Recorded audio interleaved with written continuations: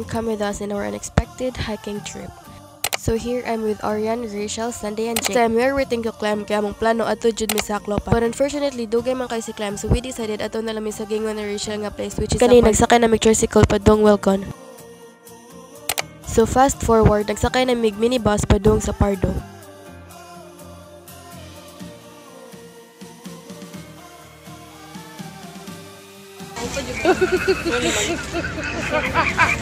On the way na mi guys sa mong hikingan. Obvious jud kayo guys nga wala sa mong plano ang pag-hiking. Bisag bag, wala jud mi kadala.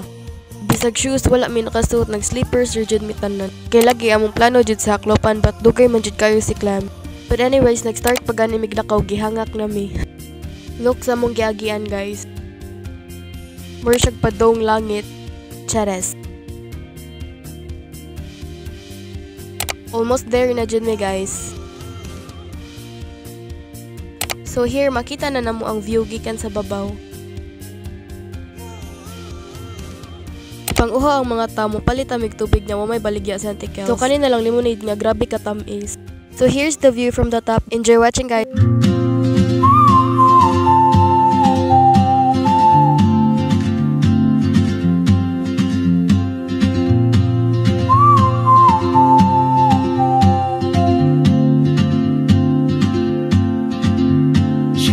Like a map with no borders, a whisper caught in the wind. I see her boots at the corner cafe with a notebook and a grin.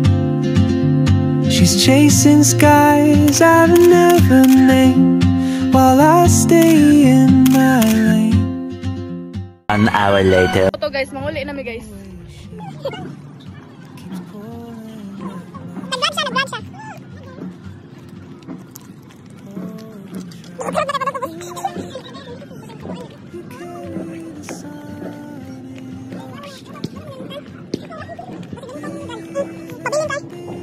Sorry guys, luhag ko yung video. Kinda sad pud mi ani nga trip guys kay dili complete among circle of friends.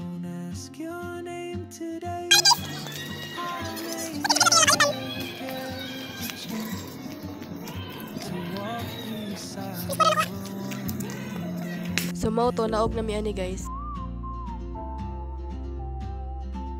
Then isakay na mi og jeep guys. First time pa dyan ako nilagog layo guys ko sa akong mga friends kay di jud ko sugtan og. That's it. Thank you so much for watching guys.